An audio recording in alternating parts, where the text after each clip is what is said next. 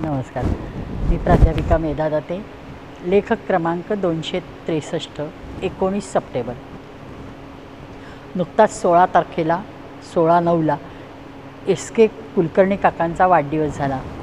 पण तेव्हा भागवताशी संलग्न विषय चालू होता म्हणून मी आज ते घेते. परम सद्गुरू श्री गजानन महाराज यांच्या मुखातून निघालेला प्रत्येक शब्दनशब्द पुस्तकांच्या रूपाने विश्वव्यापक करण्याचे काम ज्यांनी केले ते म्हणजे डिलीट एस.के. कुलकर्णी काका.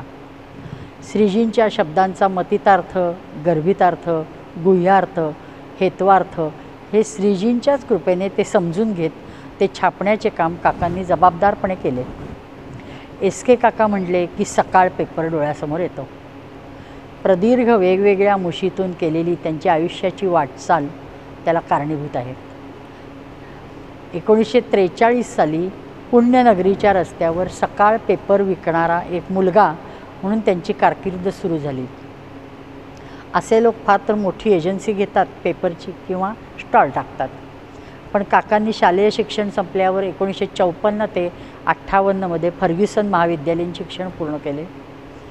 दुसरीकडं झेपाई घेतल्या पण असफल प्रयत्न झाला तो.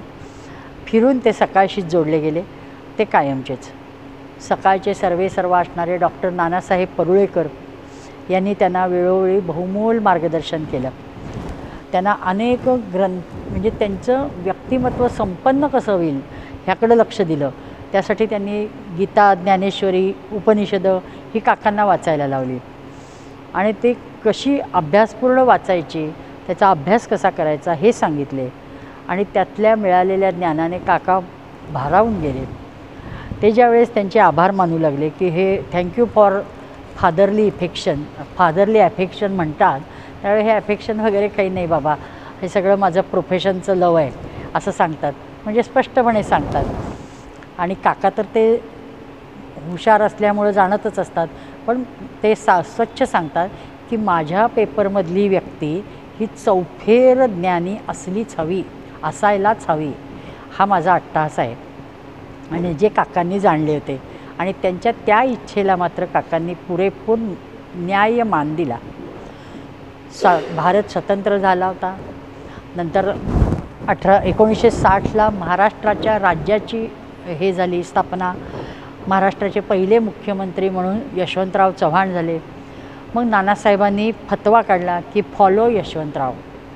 काकांनी ती आज्ञा पाळली, शिरसावरने मांडली आणि परिणामी काकांची आणि मुख्यमंत्र्यांची खूप घसट होण्याइतकी जवळीक साधली. इकडे परुळेकर त्यांना सकाळमार्फत वेगवेगळ्या संधी उपलब्ध करून देत होते. त्यामुळे ते करिअरमध्ये वरवर चालले होते. वेगवेगळी पदे भूषणवत होते आणि सकाळमार्फत काकांचे नाव त्यांनी प्रेस इन्स्टिट्यूट ऑफ इंडियाच्या कार्यालयात जी मुलाखत होती तिथे दिलं. काका अर्थातच तिथं जाऊन मुलाखतीला हजर राहिले. संपूर्ण भारतातून 2 मुले पाठवण्यात येणार होती, त्यात एक काकांची वर्णी लागली आणि ते गेले. इंग्लंडला दीर्घकाळ ट्रेनिंग होतं.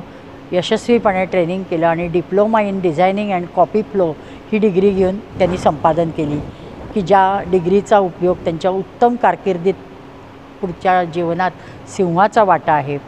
काकांचे गाव आणि यशवंतराव चव्हाणांचं आराध्य अशा शिखंड शिंगणापूरच्या जीर्णोद्धाराचं काम चालू होतं. असंच काम चालू असताना एकदा अचानक परम सद्गुरू श्रीजी तिथे आलेले असतात आणि त्यांची पहिली गाठभेट तिथं होते. यशवंतरावांचा त्यांच्याप्रती असणारा विलक्षण आदरभाव पाहून ह्या भेटीचा काकांवर जबरदस्त प्रभाव पडतो. म्हणजे काका सजग होतात की हे व्यक्तिमत्व वेगळंच आहे आणि त्याच्यापुढं नतमस्तक होणारा हा मुख्यमंत्री म्हणजे काय आहे हे त्यांच्यापुढं येतं.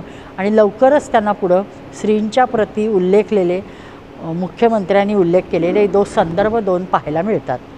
एकात त्यांनी उल्लेखलेलं असतं की गजानन महाराज हे सिद्ध पुरुष आहेत, हे अक्कलकोटच्या गजानन महाराजांबद्दल. आणि दुसऱ्या ह्याच्यात उल्लेख केलेला असतो की महान अवतार श्री गजानन महाराज. आता मात्र काकांचे कुतूहल जागृत होते आणि ते अक्कलकोटला पोचतात. ते कायमचेच तिथले होतात. श्रीजींची भेट होते. ते म्हणतात की आपला जन्म झालेला आम्हाला माहीत होतं, म्हणजे थोडक्यात भेट आत्ता होती आहे. काका या वाक्याने अचंबित होतात आणि म्हणजे आपल्याला हे पूर्वजन्मापासून ओळखत आहेत हे त्याच्यातलं गर्भित ते जाणतात. आणि ह्या कल्पनेनेच ते खूप त्यांना 10 हत्तीचं बळ येतं. पुढे श्रीकृपेने त्यांना जन्मगुह्यही समजलेलं आहे. धन्य सच्शिष्य आणि धन्य परम सद्गुरू. नमस्कार.